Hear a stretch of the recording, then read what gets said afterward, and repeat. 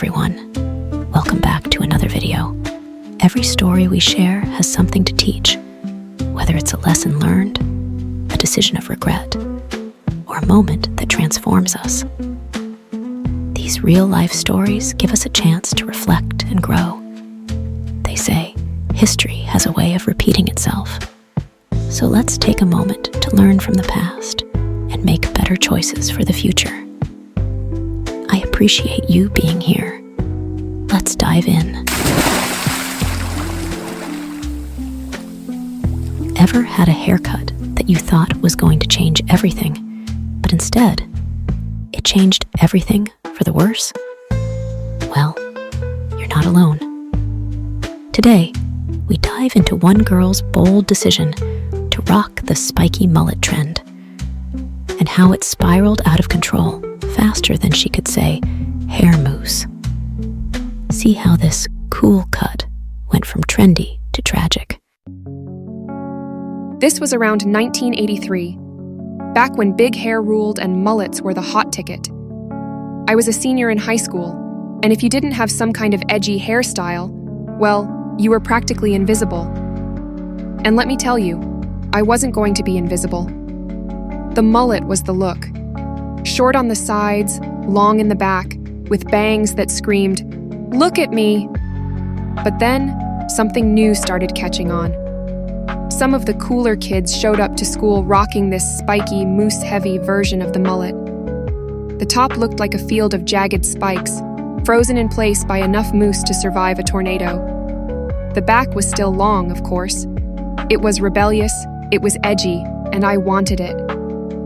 At the time, my hair was just long, really long, straight down my back. My parents were old school and conservative. They hated anything that even smelled like a trend. According to them, the spiky mullet was punk nonsense. So, naturally, I didn't ask their permission. I went straight to my hairstylist. As soon as I sat in the chair and asked for the spiky mullet, she gave me a raised eyebrow and asked, "Your mom's cool with this, right?" Without missing a beat, I lied. "Yeah, she's totally fine with it." Big mistake. So she got to work. First, she cut off chunks of my long hair on the sides, just angled up and high up over the ears. Then she gave me the classic mullet bangs in the front. But the pièce de résistance? That spiky crown on top, which she gelled up into perfect, gravity-defying spikes. By the time she finished, I was convinced I looked awesome. This was my moment.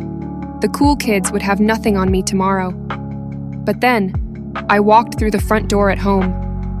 My mom took one look at me and gasped like she'd just witnessed a crime. Her face went pale, and she spat out, "Back to the salon." Before I could say a word, we were in the car. I had no time to mourn the loss of my spiky masterpiece as we sped back to the stylist. The moment we walked into the salon, my stylist's face fell. She immediately knew I'd lied. My mom wasn't exactly subtle. "How do we fix this?" Like my hair was some kind of emergency situation. The stylist sighed, explaining that fixing it wasn't going to be easy. But my mom wasn't hearing any of it. She demanded, "Just cut it off." And that's when things got worse. As I sat in the chair, feeling like a prisoner about to be sentenced, two of the cool kids from school, yeah, those cool kids with the spiky mullets, walked in and sat down in the waiting area right across from me. Little did they know they were about to witness my hair's tragic demise. My stylist hesitated with the shears in her hand. "Are you sure?" she asked my mom one last time. My mom's response? "Cut it." And just like that, she started hacking away at the back of my once long, proud hair. It was brutal. The long mullet strands that I had grown for years were gone in a matter of seconds, falling to the floor like discarded memories. Then she moved on to the top. The spikes, my beloved spikes, were chopped down until they barely existed. What was left was something resembling a crew cut, and I looked like a boy who had gotten a bad haircut. The cool kids were watching the whole thing unfold, their jaws practically on the floor. They had front row seats to my ultimate humiliation. I felt their eyes on me as the stylist turned the chair back to the mirror. I was unrecognizable. The walk out of the salon was the longest of my life. My shoes waded through the pile of hair on the floor as I left, but I couldn't bring myself to look at the cool kids again. My face was burning with embarrassment. The next day at school, word had already spread. My spiky mullet was gone, and I was stuck with a short, plain haircut. Everyone knew that my mom had forced me to chop it off, and there was no hiding from it. The whispers followed me down the hallway. My bold hairstyle move had turned into a story of public regret, a cautionary tale of what happens when you go rogue at the salon. So, that's how I spent most of my senior year, with a sense of regret every time I passed a mirror. Let this be a lesson. Sometimes, when you lie about your haircut, it's not just the hair that gets cut, it's your confidence too. Well, that didn't quite spike in the right direction, did it? A little mousse and a lot of regret. What would you have done? You know how sometimes you walk into a salon with a clear idea of what you want, but things quickly go off the rails? Yeah, well, that happened to me. It all started because I really liked wearing my hair in that messy, wind-blown look. You know, the kind where it looks like you just rolled out of bed. But in reality, it took 15 minutes and half a can of mousse. It's a style that says, I'm effortlessly cool, even though it's far from effortless. So, I decide to get my hair touched up at this chain salon I'd never been to before. First mistake. I walked in, sat down, and tried to explain what I wanted. Not too much off, just a trim to keep that I'm too cool to comb my hair vibe. You know, spiky, but in that intentional, stylish way. I might as well have been speaking another language. The stylist just nodded, but had that look. You know the one, like she had no idea what I was talking about, but didn't want to admit it. She started cutting and said, "If you want more off, just let me know." I figured, how bad could it be? Famous last words. When she finished, I looked in the mirror and, well, it wasn't bad, but it wasn't good either. It just wasn't what I wanted. It didn't scream effortless, it just looked kind of plain. I thanked her, paid, and left. But as I got back into my car, I kept looking at myself in the rearview mirror, thinking, this isn't what I wanted. And that's when I spotted it, a barbershop just down the road. And in my mind, I thought, yes, a barber will know exactly what I'm talking about. Barbers do precision cuts, right? Problem solved. And how wrong I was. I walked into the barbershop, and this older guy behind the chair greeted me. He looked like he had been cutting hair for years, so I had confidence he'd fix me right up. I explained the whole situation, how the stylist didn't quite get it, and that I just wanted my hair cut spiky on top. And I clarified that I just wanted the top fixed only. The rest of my hair was fine. He nodded, said he understood exactly what I wanted, and I thought, finally, someone who gets me. He wrapped the cape around me, turned the chair away from the mirror, which was slightly concerning, but hey, he's a professional, right? And then I heard it, the hum of clippers. Now, I wasn't expecting clippers, but I thought, okay, maybe it's just part of his process. I reassured myself that he knew what he was doing.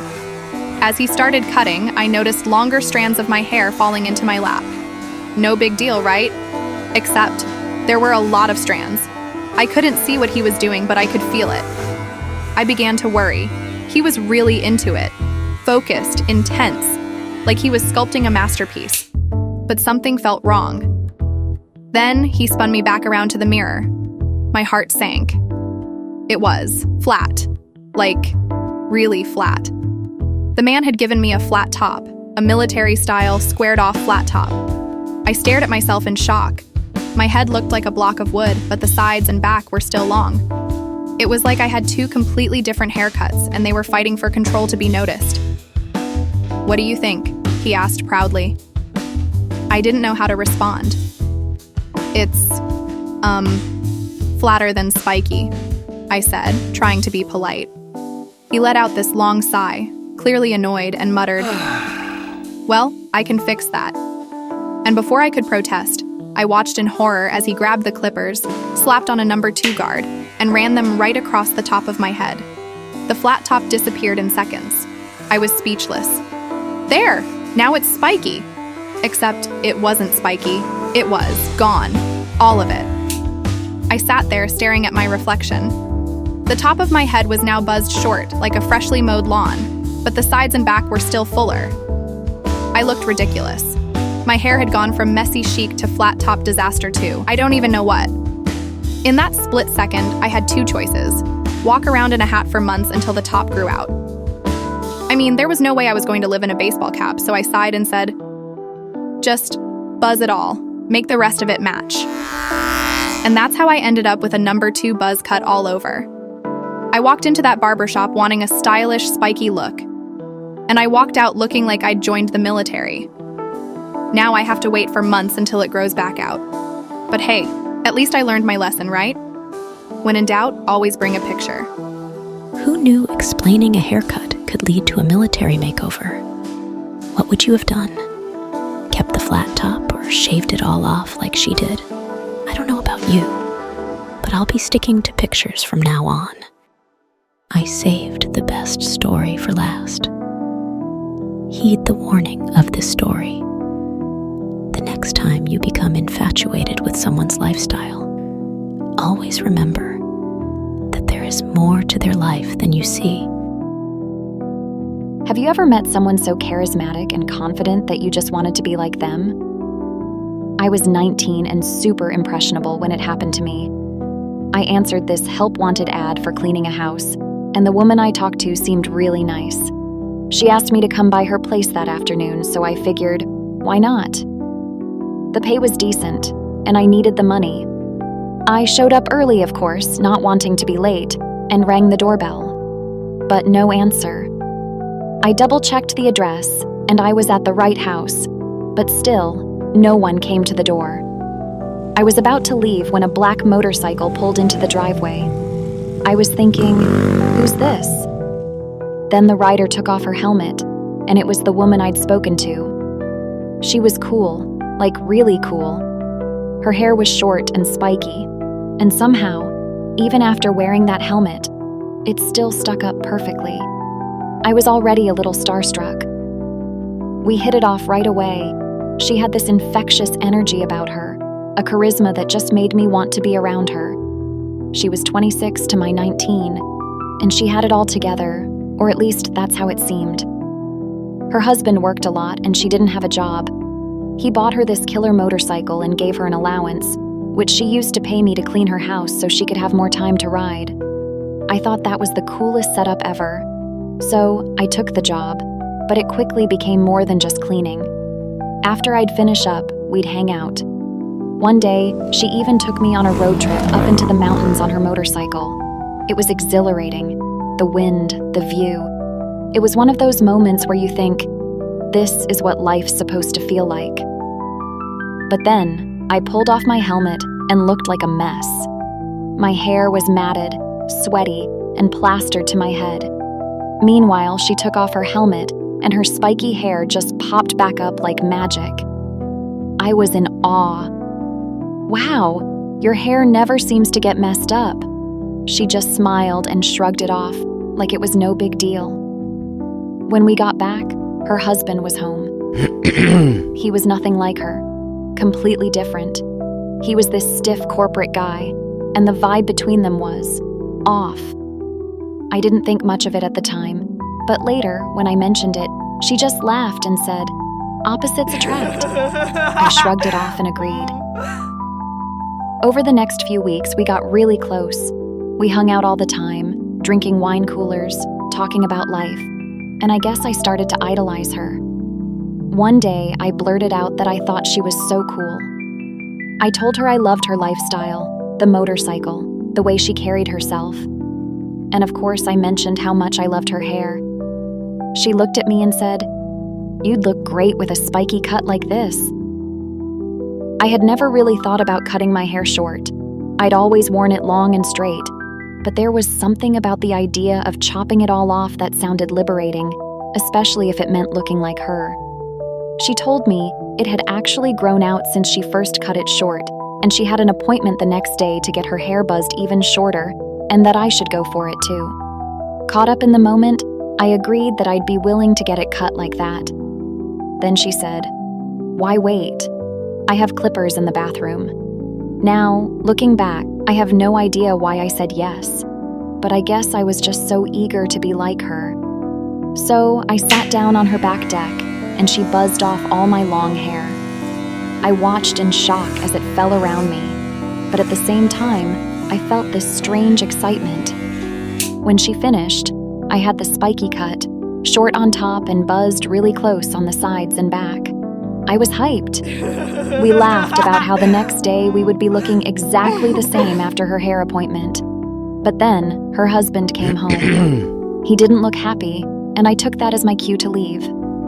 As I was walking out, I heard him say, "We need to talk." And I knew that wasn't going to be a fun conversation. That was Friday. I didn't work weekends, so I figured I'd see her again on Monday. So Monday comes, and when I showed up, something was off. Her motorcycle, the one she loved so much, was sitting in the driveway with a "for sale" sign on it. That gave me a bad feeling. I knocked on the door, and when she opened it, I barely recognized her. She was wearing a dress, and her hair, which was supposed to be buzzed like mine, was neatly styled and combed over. It wasn't buzzed off short like she said it was going to be after her hair appointment. She didn't look like the same person I'd come to admire. She explained that after I left on Friday, her husband laid down the law. He didn't like the way she'd been living and told her she had to change or he'd divorce her. So she agreed. The motorcycle had to go, the spiky hair was out, and worst of all, he cut off her allowance. She couldn't pay me anymore, so I was out of a job. As she told me this, I absent-mindedly ran my hand through my freshly buzzed hair, and that's when it hit me. Regret. I didn't just lose my job, I'd lost my long hair. And for what? Trying to be like someone who wasn't even allowed to be herself anymore. I just nodded and left. As I walked past the motorcycle in the driveway, I thought, maybe I should buy it. But then I remembered I didn't have a job anymore, and I didn't have any money either. Funny how life changes in a heartbeat. 1 minute, you're buzzing your hair to be like someone, and the next, you're out of a job with no money. Life lesson: maybe being yourself isn't such a bad idea after all. Well, that's all the time we have for today. I hope you enjoyed these stories as much as I did, and until next time, take care and stay confident. Hey everyone! I've started an ASMR music relaxation project for peace and tranquility, and I'd love your support. Check it out through the link here, along with another video I think you'll enjoy. Thanks for watching.